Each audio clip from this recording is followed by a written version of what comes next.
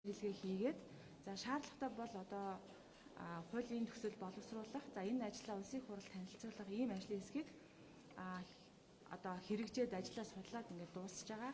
Ирэх 7 хоногт бидний одоо ажлын хэсгээс гарсан тогтоол маань албачиж гарна нийгмийн бодлогын байнгын хорооноос. За энэ ажлын хэсгийн хүрээнд ямар үр дүн гарсан бэ гэхээр төр засгаас гэж нэрлэе л та тий одоо энэ хөгжлийн бэрхшээлтэй хүний эрхийг хэрэгжүүлэхэд 5 чухал субъект байна. Ерөнхийлөгч, улсын хурлын гишүүн, засгийн газар, засгийн газрын харьяа агентлаг байгаа тийм хөгжлийн бэрхшээлтэй хүний эрхийг дэмжих агентлаг.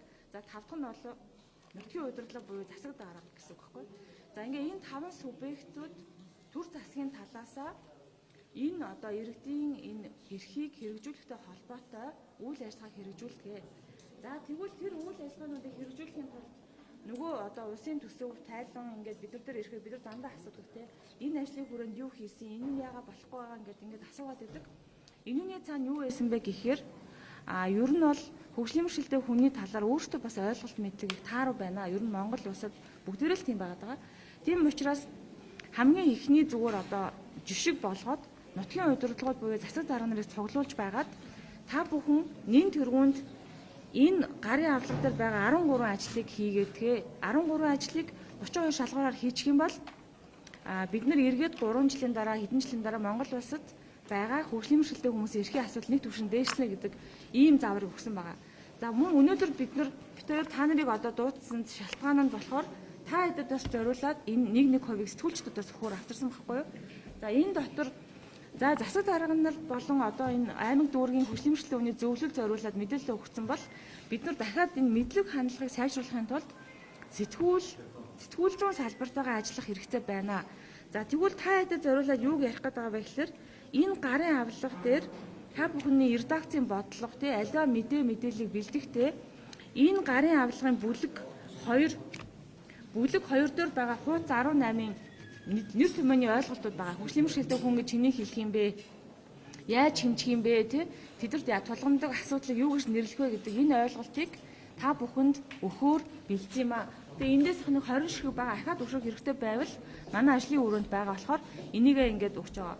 Өмнө нь би 1-2 сэтгүүлчтэй уулзж байхад ер нь хөгжлийн бэрхшээл гэж юу хэлэх юм бэ? Хаанаас асуух вэ гэд ингээд асууж исэн. Тэгэхээр бас мэдэхгүй байгаа учраас хүмүүс чинь нөгөө мэдэхгүй юмныхаа эсрэг гэдэг шиг асууж чадахгүй мэдээл бэлдэх гэхээр ингээд яах вүлээ гэд ингээд байгаа асуудал байгаа учраас сэтгүүлчдэд зориулаад бас энийг авчирсныгаа танилцуулаад байгаа гэсэн үг тийм.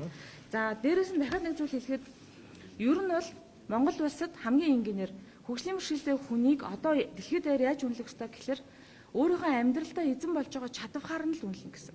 Шийдвэр гаргаж чадчихлаа бол тэр хүн өнөөдөр одоо хөдөлгөхгүй байна уу, сууж гин үү, тэ одоо гар хөлн ажиллахгүй байна уу гэдэг зүйл хамаарат тэр хүн бол хөдөлмөр эрхлэх чадвартай тодорхой хэмжээнд оюуны хөдөлмөр эрхлэх чадвартай гэсэн.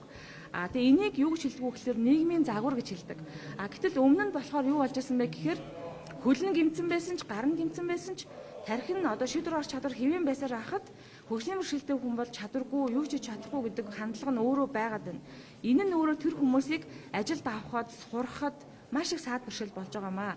За дээрэс нь энэ гарын авлага та нарт зөндөө хэрэг болохоор энийг та хэд манд аваад ашиглаарай. Нэмж өшөө асууж тодруулах зүйл байвал бид нартэй бас холбогдорой гэдгийг хэлгээд ингээд энэ хурлыг бас оруулж байгаа гэсэн. Тэгээд та хэд бас асуулт байвал бас дараа нь асуугаарай тий. Эхлээд юу яач баясгалан гишүүнийг бас яриа дараа нь асуултанд нас тий. За тэгээд энэ ажлын хүрээнд бол одоо өнгөрсөн 7 хоногт ордон дотор бол засаг дарга нарыг цуглуулад нутгийн удирдлагын оролцоо үндэсний зөвлөгөө 2025 гэж хийсэн. Тэгээд ер нь одоо би гишүүн болсноос хойш жишээ нь 18 аймгаар явсан байна. Бид хоёр бол ажлаа хувааж авдаг. Аль нэг нь нам ч юм уу, аль нэг нь төлөөдөд гэдгээрээ биш. Яг адилхан төлөөдөд учраас ажлаа хувааж аваад ажиллахад бол 18 аймгаар очиход бол ихтэй засаг дарга нар байдгүй. Ерөөсө таардгүй. Тэгээд тэд нар ингээд яг хүртээмжийн талаар ойлголтоо авч чаддаггүй. Харин саяны энэ зөвлөгөөн дээр бол маш олон аймгийн засаг дарга нар холбогдох байгууллагынхаа ирсэн. Тэгээд хөгжлийн бэрхшээлтэй хүний хүртээмжийн асуудлын талаар сая бүгдээрээ ойлгомжтой болсон гэж бодож байгаа. За хоёрдугаарт нь гэр бүл хөдөлмөр нийгэм хамгааллын яамтай хамтраад Кентфротой хамтраад бид нар Ability 2025-ыг өсөжилж одоо энэ хөдөө аймагуудаар хийж байгаа. Өмнө нь бол зөвхөн Улаанбаатар хотод хийдэг байсан. Гэтэл Монгол улсын хөгжлийн бэрхшээлтэй иргэдийн 87% нь орон нутагт гэр хороололд амьдардаг. Ердөө 13% нь орон сууцнд амьдардаг. Тэгэхээр энэ хүмүүстэй хүрэхийн тулд орон нутгаар явхаас өөр аргагүй, гэр хорооллоор явхаас өөр аргагүй. Энд хүмүүс маань өөрөө хүртээмжтэй маш хэцүү байгаа. Одоо та бүхэн мэдж байгаа шүү дээ. Төвийн гудамжаар л автобусанд суухад нэг тэрэгцэртэй явхад арай боломжтой харааны бэрхшээлтэй байна. Гэр хороолол дундуур явна гэдэг үл ерөөсөө ямар ч боломж байхгүй. Гэрээсээ гараад одоо мэдээлэл авах боломжгүй. Тэгэхээр энэ дээр бас нэг юм гэвэл цахимын яам бол биднэрт бол маш их сайн хамтарч ажиллаж байгаа. Энэ маань өөрөө төрийн үйлчилгээг хөгжлийн бэрхшээлтэй хүнд хэрхэн ойртуулах вэ? За киоскнууд байна. Мэдээж харааны бэрхшээлтэй иргэн зориулсан бариал үсгтэй. За дээрээс нь шууд ярьдаг оператортой. Дээр нь нэмэгдээд гар утсаараа авж байгаа тэр мэдээллүүд хөгжлийн бэрхшээлтэй иргэн шууд хамгийн сүүлийнхээ шатыг болтол ямар мэдээлэл авч болох вэ? Ямар зөвшөөрөл авч болох вэ? Бүх юма хөөцөлдөж цахимаар авчаад хамгийн сүүлд нь гарын үсэг авах гээд очиод 7 хоног хоочролдог ийм юм байгаа. Энийг байхгүй болгохын тулд саяны зөвлөгөөн дээр бол бас бид нар энэ асуудлыг нэлээд хөндөж ярьсан. Тэгэхээр энэ бол хүртээмжийн бас нэг чухал асуудал. 3 дугаарт одоо бид хоёрын хийх хамгийн чухал юм юу юм бэ? Улсын хурлын 126 гишүүн энэ дотроо өөрсдөө хүний эрхийн мэдрэмжтэй хөгжлийн бэрхшээлтэй иргэдийг ойлгодог, хөдөлмөр эрхлэх тэр бүх бололцоог мэддэг болох ёстой. Өнөөдөр энэ намсгаж болдог одоо хэвлийн эндэр дээрээс анх удаа